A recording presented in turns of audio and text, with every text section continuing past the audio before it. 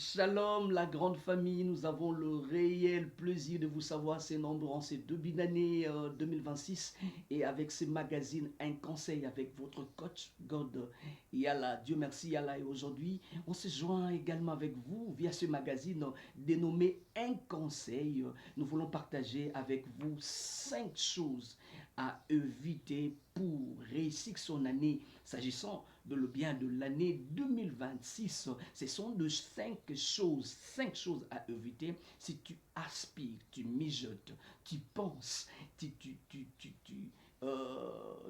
tu rêves avoir une année si réussie. Alors je vous conjure d'éviter ces 5 choses.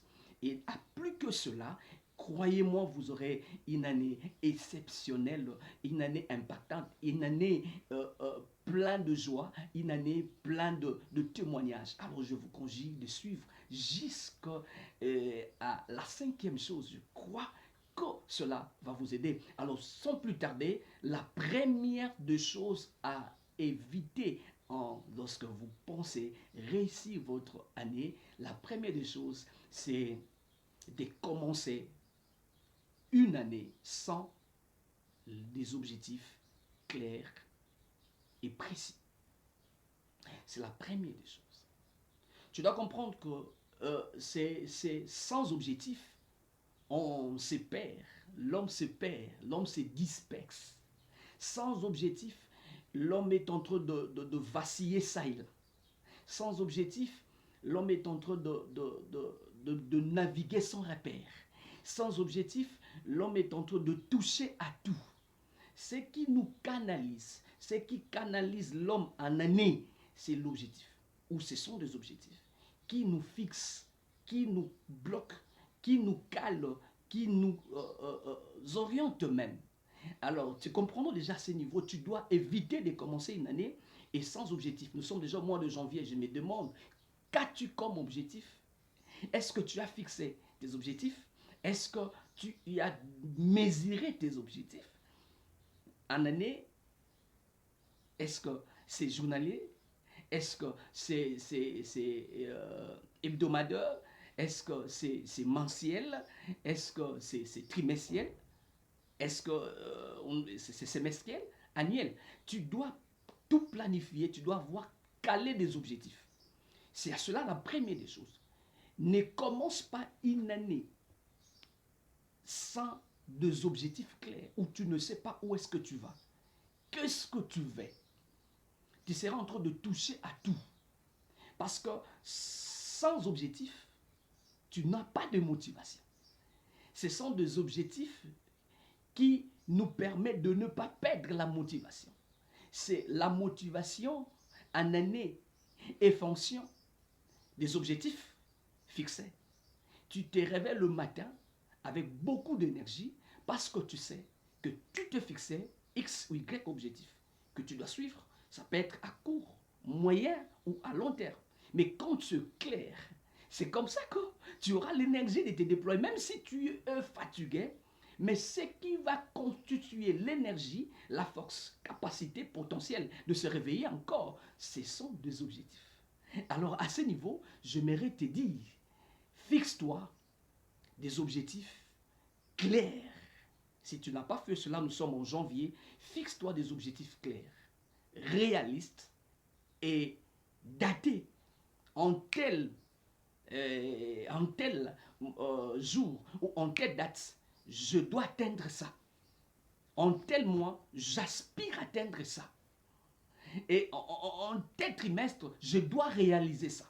Et c'est comme ça que tu vas évoluer. Et c'est comme ça que ton année sera une année exceptionnelle. C'est la première des choses à éviter, de commencer une année comme un animal sans objectif où tu ne sais pas où est-ce que tu vas, qu'est-ce que tu veux au juste, et tu seras en train de subir l'année. La deuxième des choses à éviter, c'est de remettre tout à plus tard.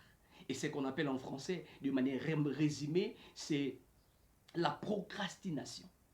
Vous voyez, et il y a une phrase que les gens aiment bien dire, je commencerai, je ferai, j'aborderai, j'entamerai tel projet, je ferai ceci. Non, non, non, non, non, non. En 2026, quand tu veux réussir une année, tu dois éviter ça. Lorsqu'il s'agit de commencer, tu dois commencer. Ce sont de petites actions quotidiennes qui consolident même la réussite en année. La réussite ne vient pas de manière sporadique, de manière spontanée. Non, non, non, non. Ça vient avec des efforts conjugués petit à petit. C'est comme ça que tu seras en train de réaliser, chemin faisant, des grands projets, l'accomplissement de tes objectifs. Les éléments que tu as épinglés dans tes objectifs seront en train de se réaliser l'un à l'autre parce que tu agis. C'est à ce niveau, je te conseillerais d'agir maintenant, pas demain. Et d'ailleurs, demain, c'est un mystère. Demain ne t'appartient pas. Demain est inconnu. C'est aujourd'hui d'agir. Dis-toi que je commence aujourd'hui, pas demain. Et aussi de commencer, même petit, rassurez-vous, et dans la petitesse. Et c'est comme ça que tu vas mûrir et grandir et acquérir de l'expérience. La troisième des choses à éviter pour réussir son année, et s'agissant de l'année 2026, c'est d'éviter, alors j'insiste, d'éviter de s'entourer de personnes négatives. C'est ce qu'on appelle le pessimiste. C'est d'éviter cela. Tu dois veiller à ce que tu aies des gens autour de toi qui te cautionnent. Des gens autour de toi partageant la même vision que toi. Des gens autour de toi ayant la même manière, la même perspective des choses. C'est très important. Parce que la mauvaise influence, là il faut noter, la mauvaise influence détruise, ou soit le mauvaise, ça sent de pluriel, le mauvaise influence détruise la vision et l'énergie. Tu vois, tu as fixé des objectifs, tu vois, agis, tu veux agir. Le deuxième, le troisième, quand tu es mal entouré ou tu es entouré par des personnes négatives, de pessimistes, croyez-moi, ça va détruire même les actions. C'est comme ça que je dis que les mauvaises influences détruisent la vision que tu as, détruisent même les objectifs. Parce que quand tu veux t'élever pour commencer, ils vont te dire que non, ça ne va pas fonctionner. Mais quand tu sais, ou tu maîtrises, tu dis non, non, non, non, non, je dois éviter toutes les personnes toxiques autour de moi, croyez-moi, et que tu es entouré de personnes positives qui te cautionnent, qui te soutiennent, qui te motivent, même quand ça ne marche pas, qui te disent que non, non, ça ira.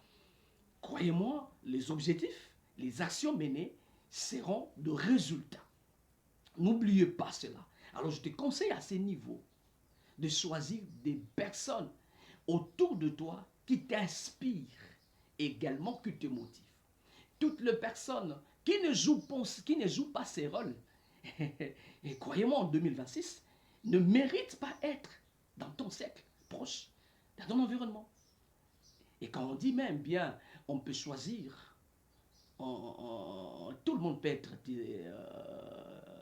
camarade, mais connaissance, dirais-je, mais s'agissant de l'amitié, tu dois choisir quand même, tu as le choix d'opérer à ce niveau. N'oublie pas ça. Choisis des personnes autour de toi, des bonnes personnes, et croyez-moi, ça sera du carburant, en forme de carburant qui va te booster pour réaliser et tes objectifs, également avoir une année pleinement réussie.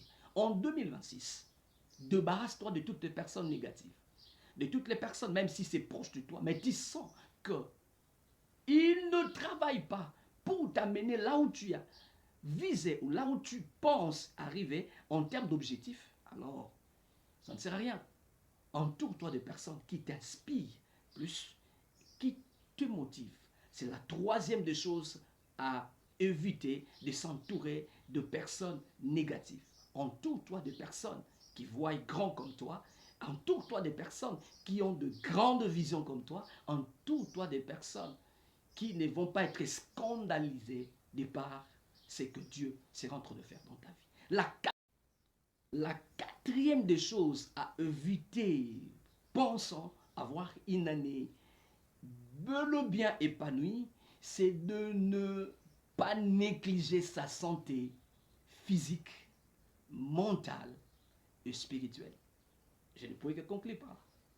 De ne pas négliger sa santé physique, mentale et spirituelle.